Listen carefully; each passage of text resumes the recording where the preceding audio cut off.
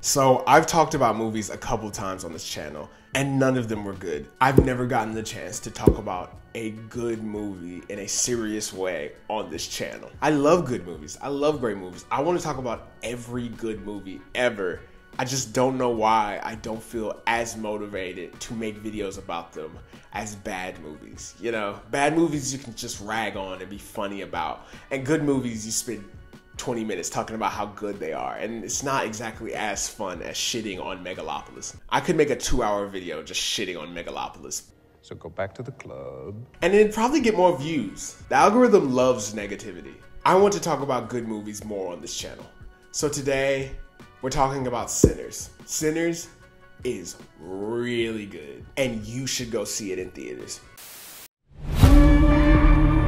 We've been gone a long time. We back now. You twins? Nah, we cousins. I want to talk about the movie without spoiling it at all. So let me give you a synopsis, free of spoilers.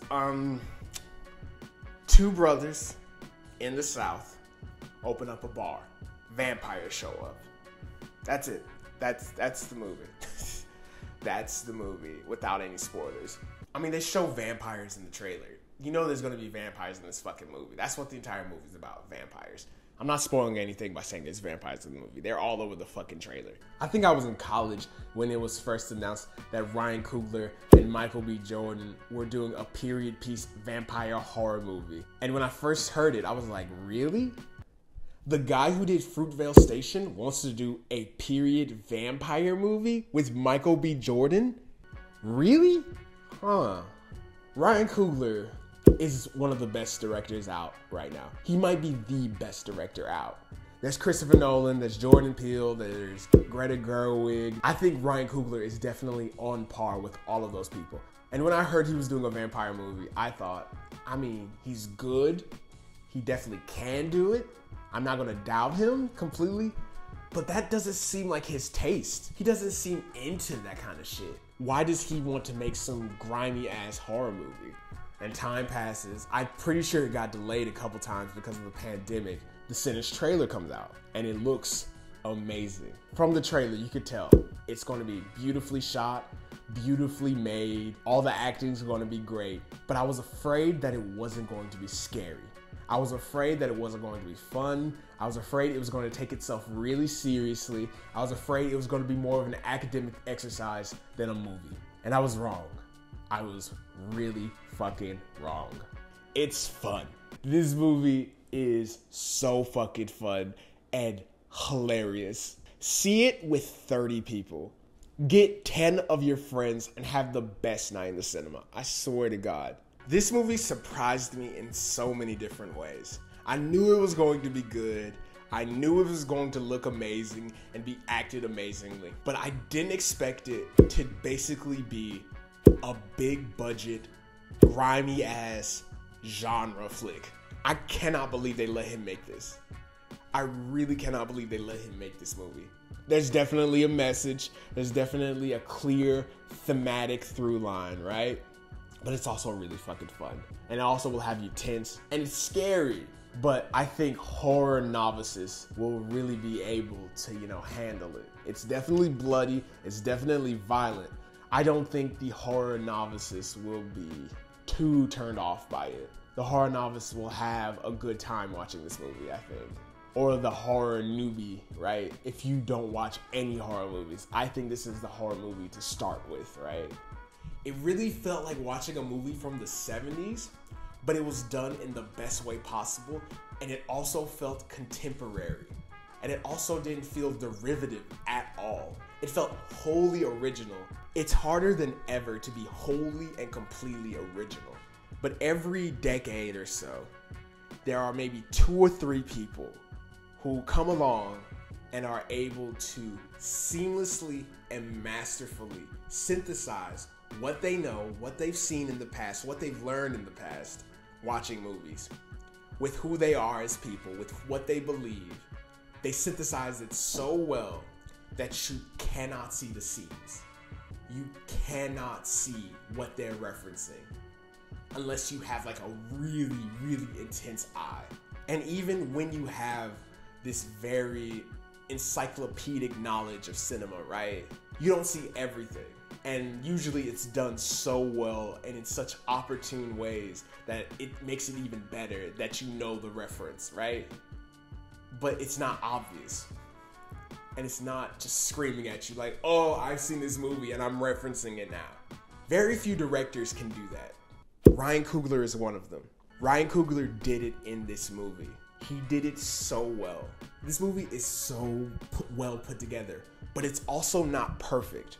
For Black Panther, for Creed, for those other studio films, Ryan Coogler really had his hands on the wheel. He gripped it really hard. And those movies are great. They're really good, right? But on this movie, he kind of loosened the grip a little bit. He had a little more fun. Not every single piece fit perfectly.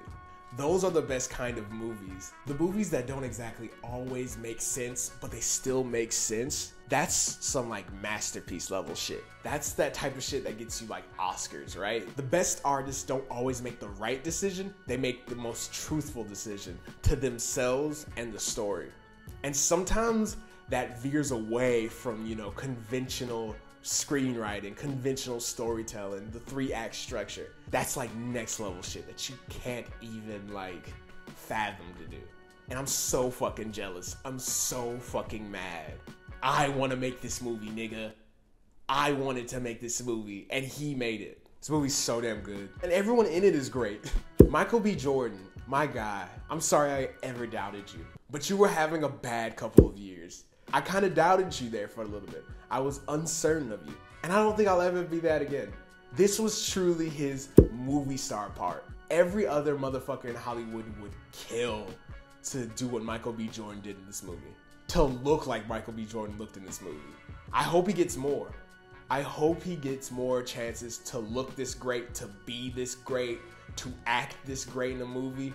And I hope it's not just with Ryan Coogler. Maybe it's with me. Who knows? I heard the accent in the trailers and I was like, that's a big decision.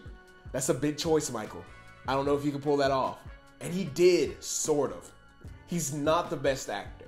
He's never going to be Daniel Day-Lewis, right? But he's always going to be someone you cannot stop looking at. When he's on screen, he takes up the entire frame, no matter what he's doing. You're going to zero in on Michael B. Jordan. And it's not just Michael B. Jordan. Everyone in this cast is amazing. Wunmi Mosaku, Haley Steinfeld, you niggas killed it. Wunmi Mosaku, I'm not sure if I'm saying her name right. I knew she could cook. I've always known she could cook. I watched her in fucking The End of the Fucking World, and I loved her in that. She was great in that shit. And I'm glad she got this moment to shine like this. And Haley Steinfeld, she hasn't had a non-animated, amazing performance since probably True Grit. But she's amazing in this movie. She really proves she can do it. She might lay it on a little thick sometimes, but, she definitely has a future doing some cool shit. Shameik Moore just keeps taking L's in so many different fascinating ways. Why am I talking about Shameik Moore in a Sinners video? To conclude, I will say, go see Sinners right now. Turn this video off and go see Sinners. Buy a ticket to see Sinners. Then come back and finish the conclusion. I'll give you a moment.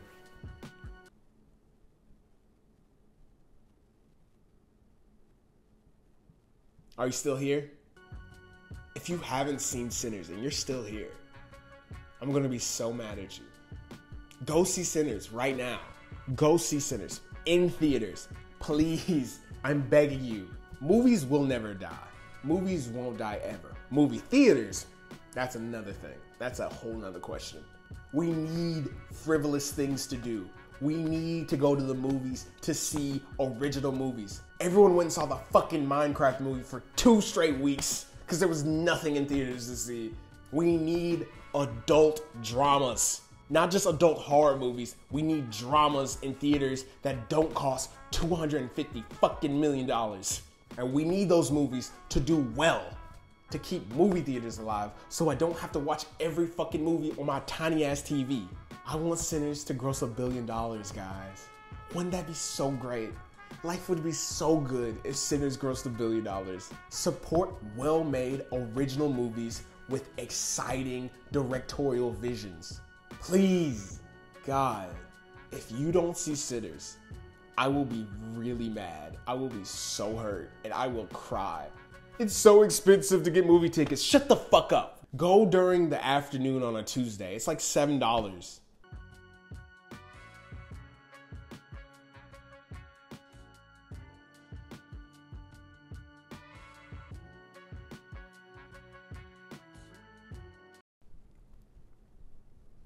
What are you still doing here?